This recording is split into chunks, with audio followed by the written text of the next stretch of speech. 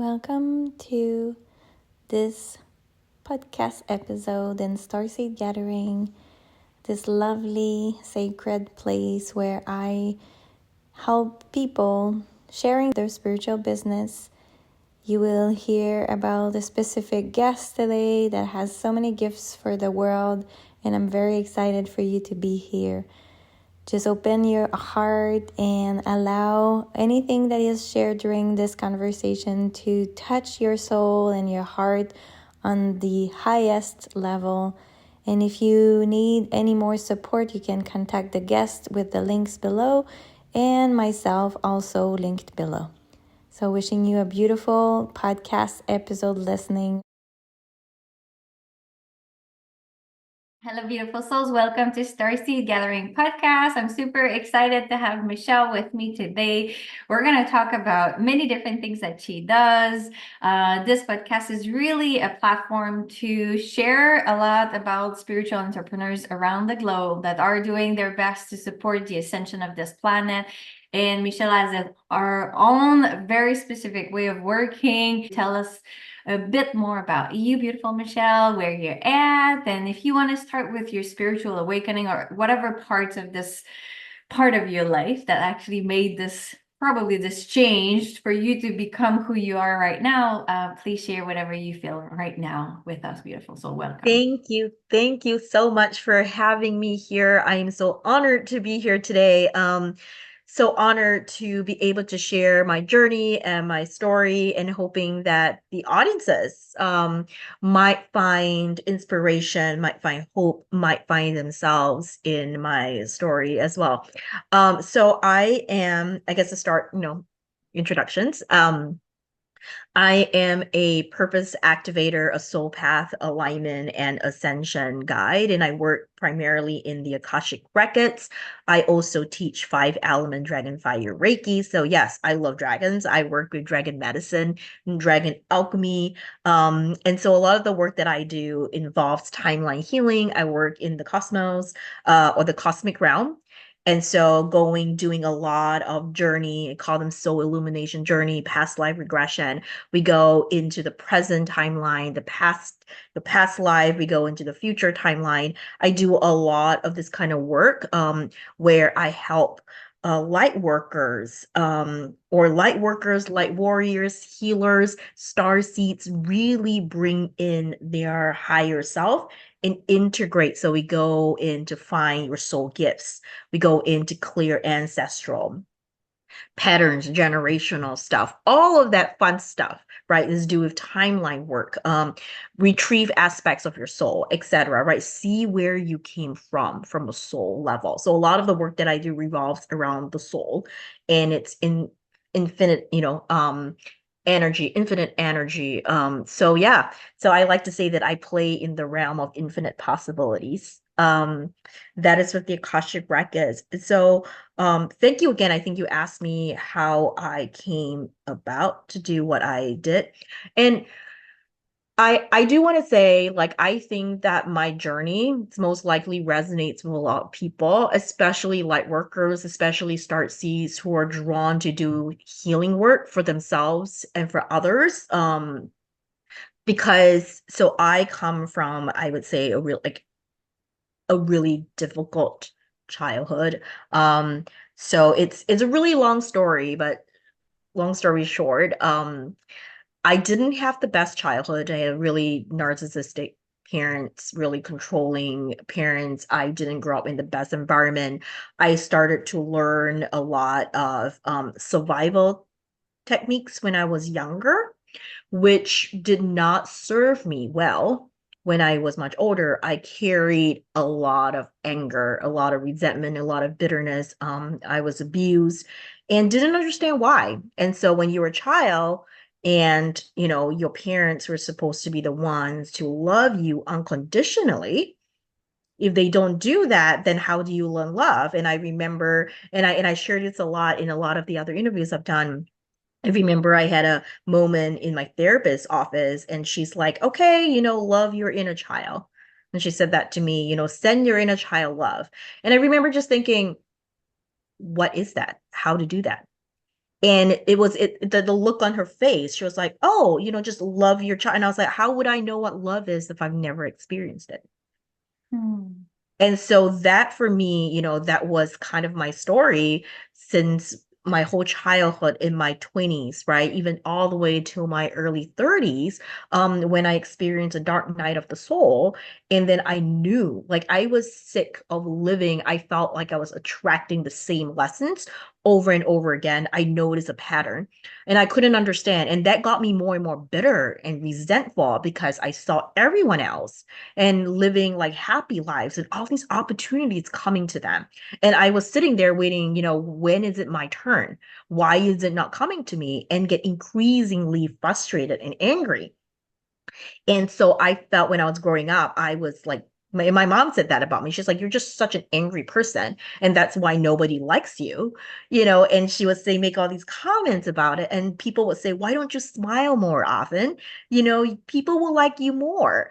And it got me Hmm. even more upset. And now I understood. I was like, yeah, because I was not happy. And so I felt misunderstood a lot. I felt like I didn't have a voice. Whatever I said was misinterpreted. I tried to speak my truth and it was shut down all the time. I had to behave. It was a lot. It was very controlling. It's a very controlling environment. And I'm just not that person. My personality wants to be free. And so, which is why it was really hard for me. So I would say all of that really led me to spirituality because I I had a hard time. So when I was in therapy, and this was talk therapy, I remember I received a lot of strategies to learn, how to cope with a lot of the things that was happening in my life. I was depressed, I was anxious. But one of the things that I couldn't do was to get in touch with my emotions. I was in my head all the time, rationalizing things, having arguments with myself. And when the therapist was like, yeah, give yourself compassion, I said, I don't know how that feels like. What is compassion? I really couldn't understand. And so for me, coming to spirituality, the first time I did a past life regression, I remember sobbing. I remember Hmm. crying, and then I felt my heart expanded. And I'm like, oh my goodness, this is what having feelings feel like instead of anger, right? And so that was really the catalyst because I found that through spiritual work, I didn't understand what was going on. I just knew I was moving in motion. And that was the best release I've ever felt. And that Wow. was so a long story. I'm trying to like cut everything short because it was such a long time. And yeah, and that was why, because I wanted to make a difference. I mean, not for my life. At that time, I was sick and tired of attracting the same people in the same situation. And I was like, I want to change this.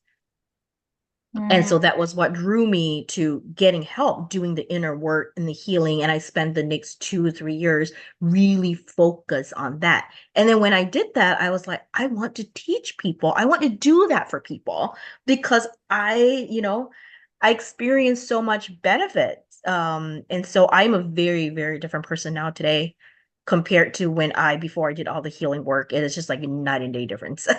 Right. Oh, I can so relate to so many parts of just what you shared with us today. The trauma growing up and then not fitting in and the trying to, for me, it was very people pleasing.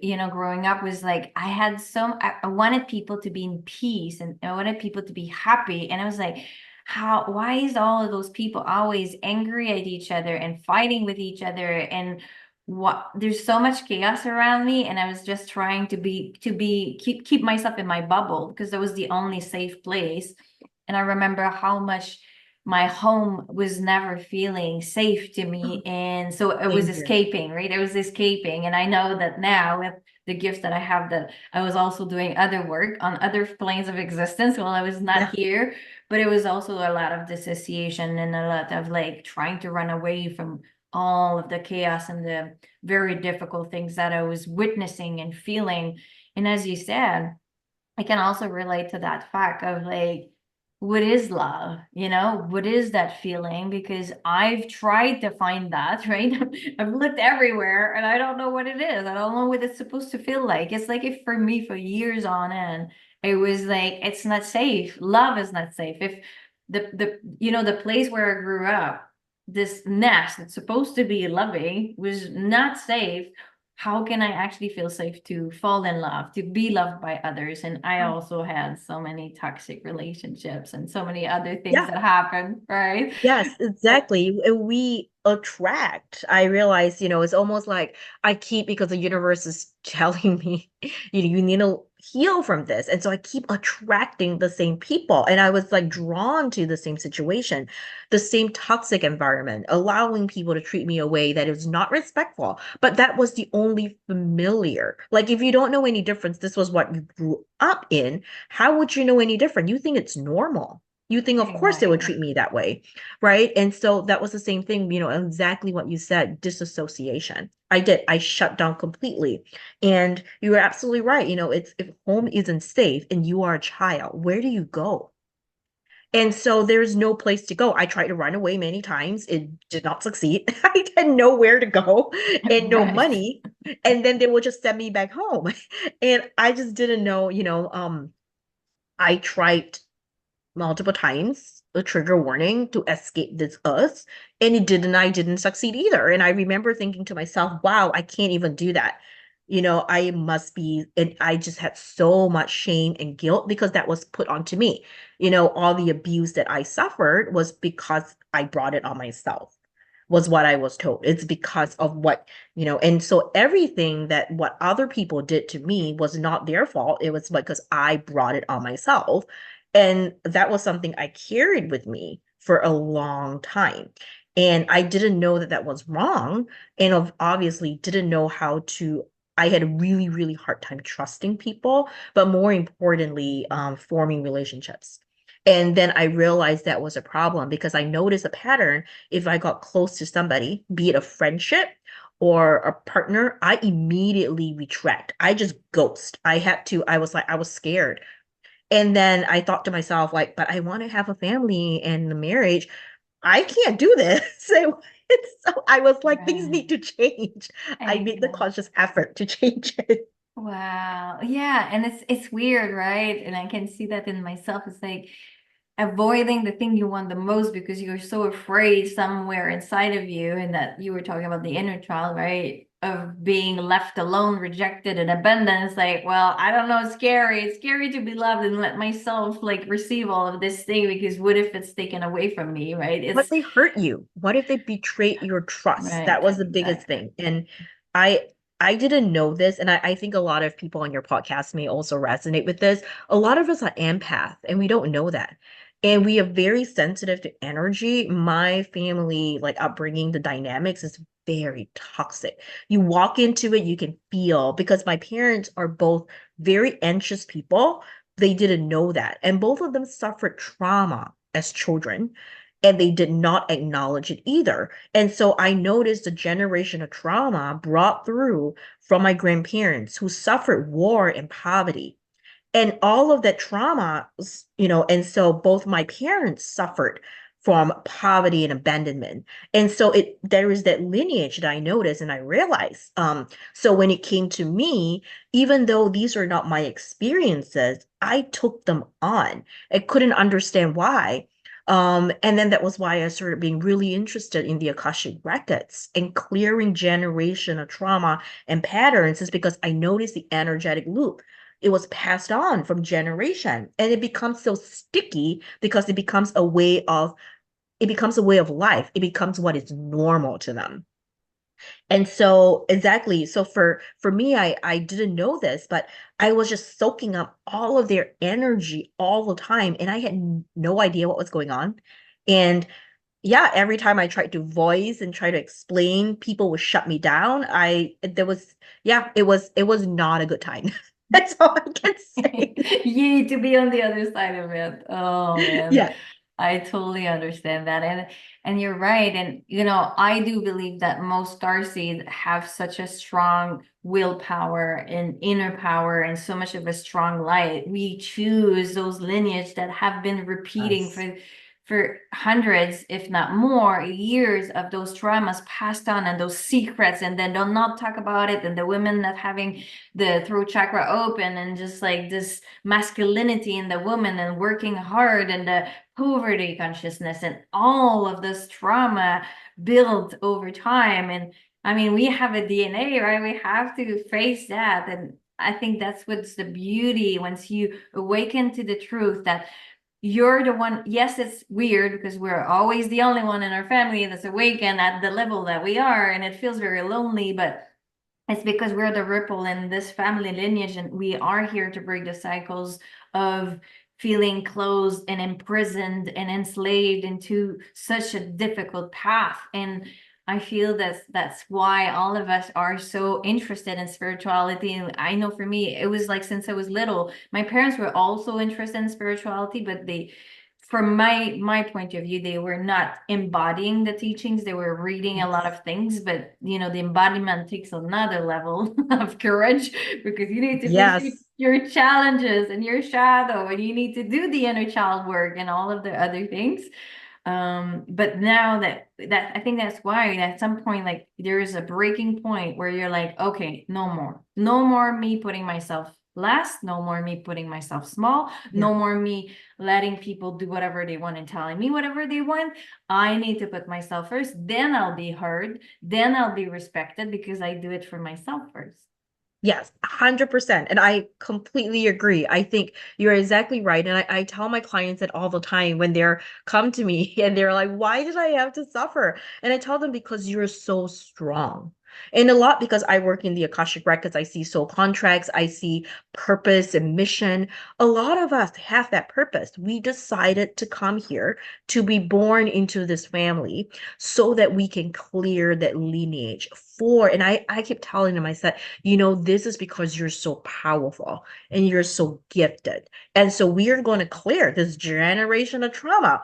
And so a lot of the things that I like to do with a client session, when we do that, is not just to clear it for them. A lot of them are very spiritual, very awakened, and are healers themselves.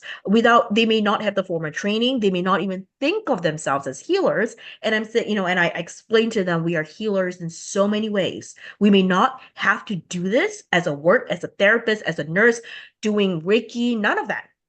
We can be a teacher, we can be a mother, and we are still healers because of the way we are.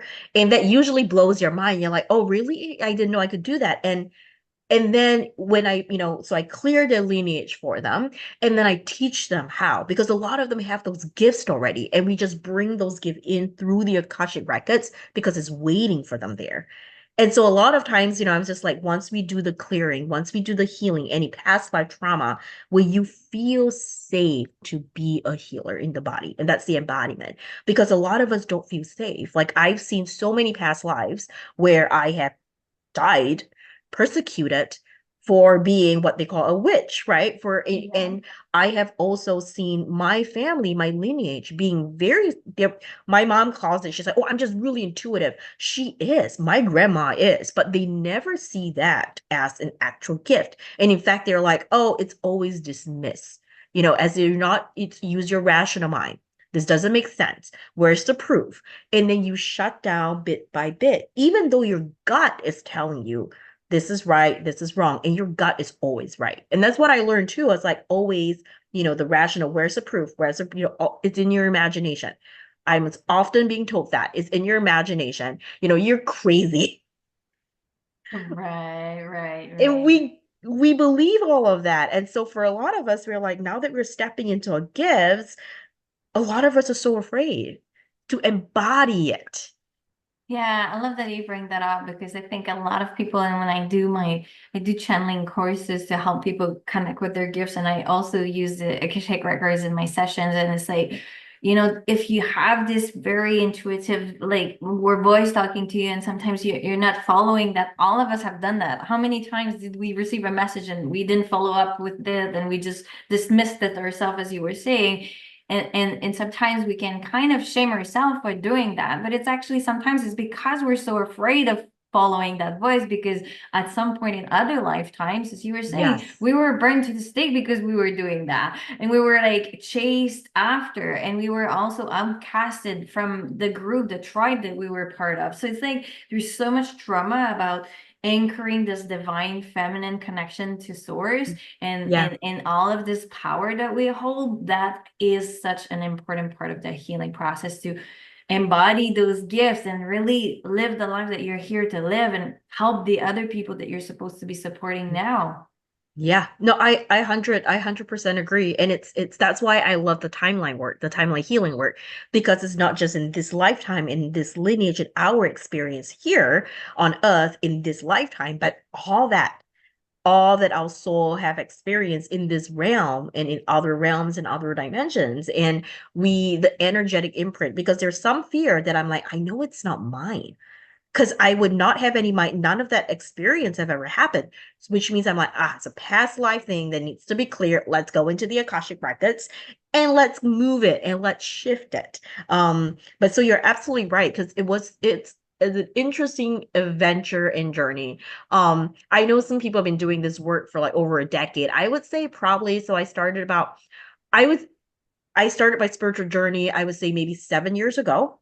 And then, but I really only started offering this and doing this work like maybe about 3 years ago. So relatively new, because I spent so much time healing. And then what I've learned is, yeah, for a lot of us, the world collectively, we are ascending. And that's one of the reasons why the dragons are here. If you notice, I'm feeling dragons. I don't know why I'm sensing dragons. They all came in. They've been around, but they're making themselves known more and more, because dragons are all about embodying. It's all about embodiment. They're here, they're fearless, they're here to help us. For me, the dragons are here to help us, and the healers, I work with them to help embody the purpose. So purpose being that spark we all have. All of us are healers who are here to shift and increase, like raise the vibration or anchor in newer light codes.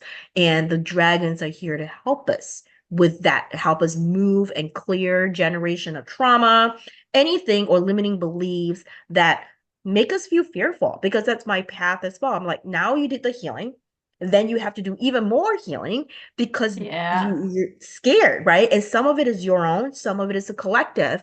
And so it's often that for us, right, helping shift all of that collective. The what I'm being guided to share is we're helping the world, Mother Earth, heal. And so like I was shown like a vision of the earth as being like has its own records, and it's holding so much. And we are here to help release as for the collective Mother Earth. Yeah, that makes so much sense, because if all of us are clearing all of those past lives and anything that is hindering us from stepping fully into her power, it lifts the heaviness that she is holding on to, because she was also connected to, well, most of the trauma. There's also trauma in other lifetimes and other dimensions, Yes, of course. yes. And all But the if we talk, wars and the exactly. famine, all of the things that it's happening, right? All the different um wars that's been going on, all the different bloodshed, all of that stuff, right? And yeah, and the land remembers. The land soaks up all that energy. And a lot of times we don't know. And so sometimes as us, as we're empath, we can walk into a house or walk on the land and we're like, that Yeah. juju here. Or like if you want to do land clearing. Definitely, there's some grid lines that hold a lot of density, and that's why I know for me, I've been moving a lot in my life in different parts of North America mostly, but like there are some grid lines that actually need this light to be able to release the density, and sometimes you don't even have to do, you know, consciously grid work. You being there and holding the light and Yeah. doing your own healing actually helps clearing all of that as well. Yeah, I love that. I love that you do that. I did land my very first land healing um last year, I think, in healing the land because there were a lot of bloodshed in that area. And there were, yeah, and so I've never done it, and that was the first time I did it. And I just checked in, I tuned in, and I asked for the dragons to help. And they did. And it was like it was one of the most it was interesting too because I started it with having no emotion. And then by the end I started crying, like just sobbing, and I don't understand why. And it was in public. So I was like, I don't know what's going on. I mean, and then I know it's because like I was moving so much energy and I saw all the different souls leave. And Yeah, I've never seen that definitely. before. And I was like, this is wow. And then having because I didn't do it alone, I did it with a group. And they were all saying they felt the energy shift. So that's one of the things that I feel like as light workers, some of us are called to do like land healing. And all of us have that ability. We just don't remember. And so a lot of the Akashic record work, it's about, I like to call it a remembering something that you already have. And we're just calling it forward. And because the idea is that that power doesn't exist outside of you, it is within you all the time. Your compass and your direction and clarity is within you. And so that's I was really drawn to the Akashic records because of that and the idea that it's empowerment and not giving the power away to someone outside of you. That to me was one of the reasons why I was drawn to it because I'm like, I don't want to have to rely on readers or other healers time and time again. The healing is good, but readers sometimes you're like, they may give you different guidance, and I'm like, well, what about what do I want? What is for me? And sometimes Empowerment, empowerment. exactly. It's the empowerment. And one of the things that I like to tell my clients too is like sometimes some information is only meant for you to know, not me. So I guide you to that and you can receive that information on your own. And I have Yeah. been told that some of the information is not really for me to know. And then they said, okay, I asked my guides and they say I can share it with you. And I'm like, that's good. Right, because sometimes we don't need to be the conduit. They can, and it's good to give them a bit of a homework. I mean, we clear the way, but we clear the way so that you receive your own messages, and yet you take the time to connect to your higher self and your guides to receive the energies, to receive the messages that you need at the specific time, because they're not 24/7 with us anyway. So we want to empower them and have a sense that they have this connection. That connection is made and you'll be guided. Just remember to take time off, calm time with yourself, and feel into it and receive the messages. I would love to you to share a little bit of how the dragons came about in your life. Oh yeah. So funny story, and I like to share this story. The dragons came in about 2 years ago when I was taking a shower. And it was the funniest thing. They make themselves known. And I remember the first time I was like, no, I'm like, I am showering. And I'm like, no, I don't know who you are. I sense his presence. I'm like, get out of my house. And so I was like, this is not okay. I started warding the house and all of that stuff. It was kind of funny. And then never heard from the dragon. Then it came in again. And this time they came in again. And I said the same thing. No, because at that time, so I work with a lot of angelic energy. And so I'm very used to a certain kind of frequency. And I'm just like, the dragon energy feels a little different. The dragon energy is bold, is fiery, and I was just not used to that energy right away. It's kind of like we are here now, and so I didn't I yeah, and then what happened was in all my Akashic Records healing sessions, the dragon started coming in to heal and assist. And I was like, okay, I guess all my clients now have dragons. Like, and so then at one point after like the fourth session, I was like, wow, there've been a lot of dragons coming in. And then the dragon said to me, we're not for them, we're for you. I And love then they're like, we came that. in because of you. And then I was like, oh, and so I remember that I told the dragon, I was like, okay, if you want me to work with you, I want you to bring me to a teacher, show me a teacher. Within the same day in my Facebook post, I saw somebody said, I'm teaching 5 element dragon fire Reiki. I work with dragons. And I'm like, this is it. So I reached out to that person. And, prior to that, I have not seen this person. Like, I don't even know how I found her, how she followed me, nothing. And then I reached out to her. She's like, yeah, I teach this, blah, blah, blah. And then I said, okay, because dragons, like angels, would not come into your life unless you give them permission. And so I said, okay, I would love to learn to work with you. And then right away, once I said that, they opened the door. And then they came in full force. And it really happened like about last year. It was amazing because they taught me, the first dragon was a gold dragon, teach me how to do a solar plexus activation step by step. And because prior to that, I've always wanted to do activations and attunements. I just didn't know how.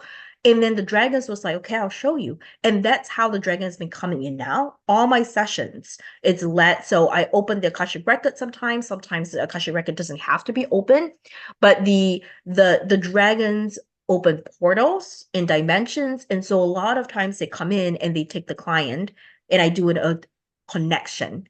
And then they teach them how to either harness their energy or how to work with them. And so a lot of my clients now do like a form of dragon.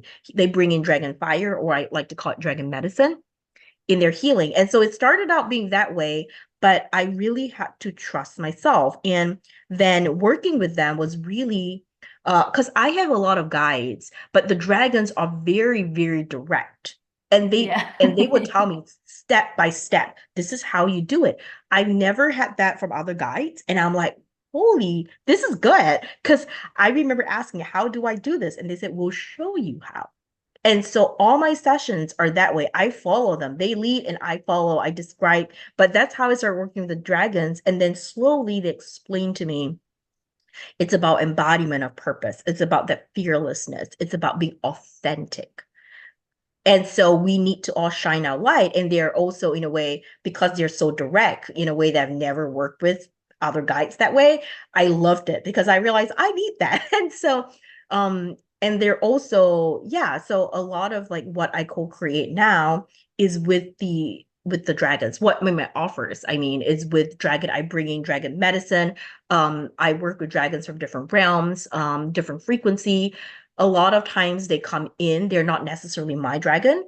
They come in for the specific session to heal and then they leave. And sometimes they're my clients. And so and so it's kind of interesting because people are like, oh, what's your dragon name? I'm like, I don't just work with one dragon. Like I work with whatever they wants to come in. I just hold the space and then they come in. And so it's always fun because sometimes I would meet dragons who do different frequency, different, and some of it brought by my clients. And I just find it such a fun thing to do because I'm learning so much, even in a session. Oh, how beautiful. I love this connection. And it's interesting because I've been doing a few podcast sessions like this, recordings, and a few more and more dragons are coming through with the spiritual entrepreneurs I'm connecting to. So how beautiful is that? I'm super excited because definitely they're powerful and they remind us of this power that we hold within us. And they reconnect us with this, like, don't be scared of this power. This is part of you. And it's okay that you actually express it because this is your strength. You're not here to be this little sheep in the corner. You're actually here to shine and yes, hold your space and not be shy of this space and this energy that you hold anymore. I love that because I think you said that really, really well. It is about not being afraid of your power. And that's what the dragons are here. And especially they're coming in for a lot of spiritual workers because we have so much fear. And dragons are not. Dragons are authentic, they're bold, and they know who they are. And you're like, okay, I'm here and take it or leave it. And so that's the kind of energy they want us to hold. And that's a kind of like embodying of that purpose, that spark within us. And so I love that you talked about that because that it's really the energy as well. How beautiful of a soul you are. Thank you for sharing Thank you for all having of me. these beautiful energies, these messages. We're gonna leave all of your details, Michelle, below for anyone that would like to join your Facebook group. You have a lot of freebies and a lot of different things you offer. You want to share a little word before we end on those freebies for people if they want to connect with you? Yeah, so I have a Facebook group and I do healings with the dragons. There will be others, but right now the focus is on dragons. So if you're really interested in dragons, we're gonna do so the first one we've done was with the fire dragon. We're doing one with the earth dragon, the gold dragon is my favorite dragon. I shouldn't say favorite, but one of my favorite. And then there's water dragon, the air dragon, and a lot of we do in that group. A lot of healing, and we pop in and out. We do readings, free healing, for the collective, for the group. So if you're interested in dragon energy, definitely join the Facebook group. And then I have a freebie. I have a whole bunch of freebies. It's all related to dragon. There's one with the cosmic pink dragon, and that's releasing that's about forgiveness and compassion, allowing compassion to come in for yourself. And then I have a soul code activation, and I brought in galactic dragons. So we brought in Lyrian dragon, the wood dragon, and different kinds. And that there's a lot of light language, a lot of in my sessions, I channel light language as well. And so it's always, yeah, I like to say that it's always filled with a lot of the sacred codes and yeah, light codes, not just in addition to dragon alchemy. Oh, how beautiful. Exciting to see how many people you touch with this beautiful energy that you have. Please, anyone, please connect with Michelle if you need anything. We'll leave all of her details again below. Thank you for your beautiful heart. Thank you for the dragons that were definitely with us today and all of the other beautiful beings that were around us. And we'll see you all in the next one. Thank you, Michelle. Thank you. Thank you.